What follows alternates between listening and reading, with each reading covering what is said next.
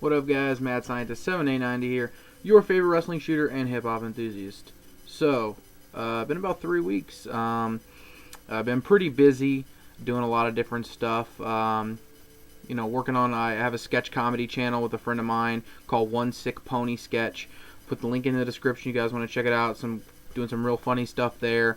Also been working on another channel with IWR show. We actually are branching away from that channel and starting another channel called ProWrestlingPulse. I'll link that in the description as well. Check that out.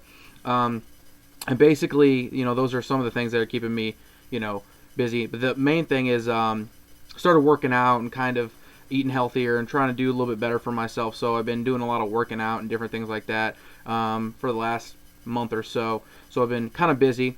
I still have my Copper Drop video coming up here. It is the beginning of August. I have a couple more albums to listen to.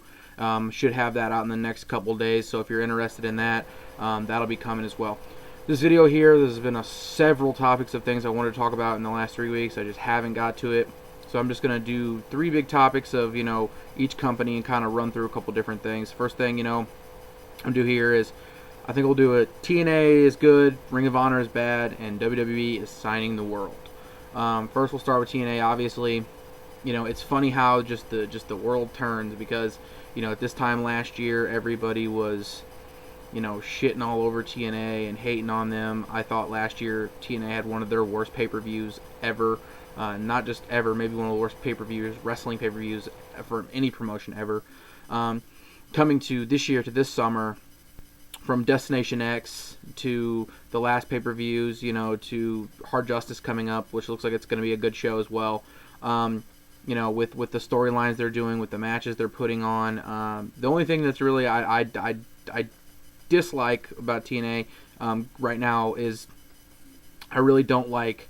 I like the storyline, but I don't like the actor. I don't like the Claire Lynch actor. I don't think she's fit out for the whole wrestling thing. It doesn't come off right. She doesn't act that great. But the storyline's good. It's interesting. The Aces and Eights thing is interesting. Great matches, great stuff they're doing there. Bringing in Chavo, doing a lot of great stuff in TNA. Austin Aries as the champion, obviously, is a great move. Been wanting to see that for years. Really didn't think TNA would pull the trigger, but they did. Went with what was hot, and I think that was a great move. Just TNA on fire right now. Their live shows from Thursday have been some of their best shows ever. That they've been having great matches on television. AJ and James Storm had a damn near 4-star match, in my opinion. Kurt Angle and Bully Ray had a great match. They're having great matches. The Bound for Glory series is great. Going into Hardcore Justice, they're having 3 4-way matches. You got AJ, Daniels, Kurt Angle, and Joe in a 4-way ladder match, which ought to be phenomenal. Then you got the other 8, and one is a false count anywhere match, and one's a table match. So those ought to be pretty good. And then you also have the rematch with Aries and Rude. So, you're looking at that right there and what they're doing, plus the storylines. Even, the knockouts are getting storylines, and, they're bringing in new guys, fresh faces into the company. So I like what they're doing right now.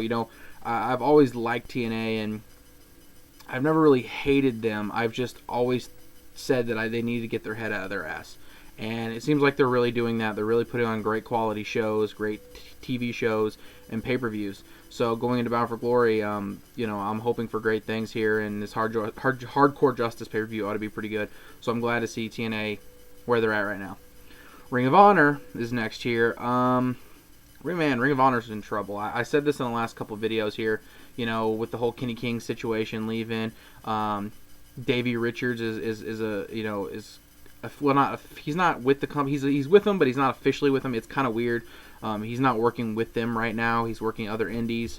He's doing that. So it's kind of like, I don't know. He's kind of just not with them. They're not officially saying that he's not working with the company anymore, but it looks like, Davey Richards may be done. I know a High Spots video interview came out, and they fabricated probably a lot of stuff he said, but in the preview they showed a lot of stuff about how he thought Jim Cornette was outdated. He liked him, but he thought he was outdated.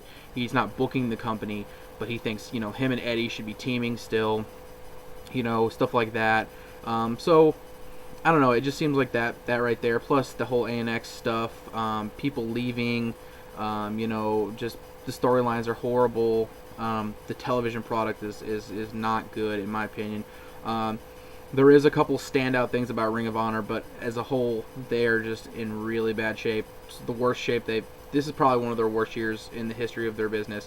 At least Ring of Honor. Kevin Steen, is a fun champion, but you don't get that Ring of Honor. I guess maybe that's a good thing. That Ring of Honor quality main event out of him all the time. A lot of the matches that they run with Steen are always brawling, hardcore type matches, and I know Steen can work, so. I'd like to see a little bit more of that. But as far as the good stuff is concerned, Adam Cole becoming the TV champ is a great move. Pushing Michael Elgin is a good move. I really like Mike Mondo. I think Mike Mondo is one of those guys that even though he, the company is on a down, pretty much on the down right now, I think he realizes since that's kind of what's going on, he has an opportunity to kind of jump up and see what he can do. And he is starting to get a loyal fan base, and I think he can work. I think he's one of those guys that is finally getting a chance, and I think he's going to stand out a little bit here in the future, hopefully. So, other than that, I haven't really cared. The Ring of Honor's tag team division is piss poor, but they're doing this tag team tournament obviously, so it looks like they might try to work some new tag teams in here. That would be cool to see what they're going to do with that, but overall, their tag team division has been just garbage this year. And not really the wrestlers, just the matches. They haven't put on great matches, and they haven't been really putting on, like I said, the Jim Cornette outdated feel of the company is really hurting them, and it's almost a chore to even just watch their pay-per-views. I don't even watch their television product anymore. Like, I'll hear through the grapevine there's a good match. I watched Adam Cole win the TV title, and I watched Mike Mondo versus Kevin Steen. That's pretty much all the Ring of Honor I've watched in the last month. So, and the fact that, people are not going to want to buy their pay-per-views if they're going to put all their matches on TV after the pay-per-view. And I guess that's a good way to show some good matches and, that like that, but they're going to lose buys on their pay-per-views. And the fact that I guess they feel they need to do another pay-per-view right now because maybe they're losing, business or what. They want to try to build some business with this pay-per-view called Boiling Point. The only interesting thing about this is Kevin Steen versus Eddie Kingston, which I'd love to see. So I'm probably going to catch that. But, other than that, Ring of Honor's on just the downcline and, the decline, and I just really not feeling them right now. Finally, last thing, we talk about WWE here. WWE's been doing a lot of different things. I went to the 1000th Raw. Had a lot of fun. Was not up to par with what I thought it should have been. There wasn't really one great standout match, and I thought that was something they would have done. But I've noticed with a lot of WWE's big pay-per-views, like their SummerSlams, their Survivor Series, their WrestleManias, their big television shows, the 1000th Raw, the 3-hour Raws, they're never great wrestling-wise. They're always entertaining. They're always, fun. WrestleMania last year, I mean, it had a couple of good matches, but the overall show quality was just horrendous, in my opinion. I really disliked WrestleMania. But what they're doing is signing the world. They're signing just one guy after another guy after another guy after another girl. The big one, obviously, Sarah Del Rey got signed. Fantastic move. I don't know if it's going to make many people care about the women's division still, but the fact that she's in there wrestling and she's going to help train some of the girls, I think that's a smart move. I think that was part of her hiring, to help train some of the girls to hopefully to come in and wrestle on television, because not seeing Sarah Del Rey wrestle, she can wrestle with Sarah. I'm gonna go say a bold statement right here, and I think a lot of people would agree with me. Thumbs up if you agree.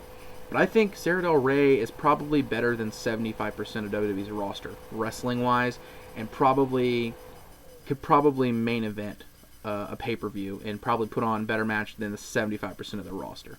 So that's just me. Sarah Del Rey, one of the best women's wrestlers in the world, deserves to show her due in WWE. So that's that. Then WWE signed Pac. Pac is great. High flyer, interesting. He's not got that great of a look, but he's a beefy looking. He's not really beefy. He's just kind of a, almost like Davey Richards. If you haven't ever seen Pac, he does a lot of high flying type moves, a real hybrid type style, which is kind of something looks like WWE's going to be leaning towards a lot lately. Brody Lee had been signed. He's coming in with a new name, so that's great right there. The fact that FCW, or is pretty well. They're still running FCW shows, but they're not showing them anymore. And NXT, how great that's been. I've really enjoyed NXT.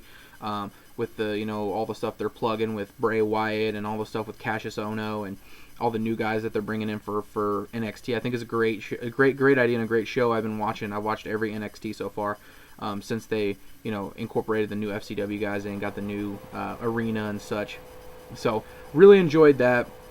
I think that's a great move. Like I said, with signing all these people, there's supposed to be more people getting signed in the future. WWE's probably starting to realize it's interesting that crop of guys that the CM Punk, Daniel Bryan, Hero, Claudio, Nigel McGuinness, those guys, Austin Aries, like those guys have weeded out of the indies and went to TNA or WWE. And you're looking at a new era in the indies on Ring of Honor and Dragon Gate USA of the new crop of talent stepping up, and it's just a lot of them are just they're not as good as the prior guys, but it's going to be exciting to see Ono and Cesaro, Dean Ambrose. Can't wait for Dean Ambrose. I think that's going to be a great debut once they finally bring him in. Damian Sandow just debuted a while back, so I've been really enjoying what he's been doing. So WWE's doing a great job debuting, bringing in new talent. Finally got obviously 3-hour Raw. Hopefully they're going to do something maybe with the tag team division. I am a wholehearted fan of the primetime players. I think they could be something. Really entertaining team. So maybe they do something with the tag teams. They have 5 teams that I think they can really do something with in WWE. You look them up. Even though they're superstars guys, I think they're working as a team. You have a tag team division, so it's not like you can't say WWE doesn't have a tag team division. No, they're just not pushing any tag teams. I would love to see, since they have 3 hours on Raw now, try to build some kind of tag team division. Kofi and R-Truth don't need to be teaming. It just that combination just doesn't work for me. It just does. I don't like it. But yeah, so that's pretty much it. Like I said, almost 3.5 weeks since I've done a video. Just been doing a lot of stuff. Let me know what you guys think about some of this stuff here. WWE with all their signings and all this, and the new stuff they're trying to do, bring in new guys and such. ROH, obviously still on the decline, hasn't done anything to impress me, and TNA on the up. Really enjoying a lot of their product, what they're doing right now. So I'm gonna get out of here, guys. Like I said, if you're checking for that copper drop, that should be out in the next couple days. So I am the Mad Scientist, your favorite wrestling shooter and hip hop enthusiast. Deuces.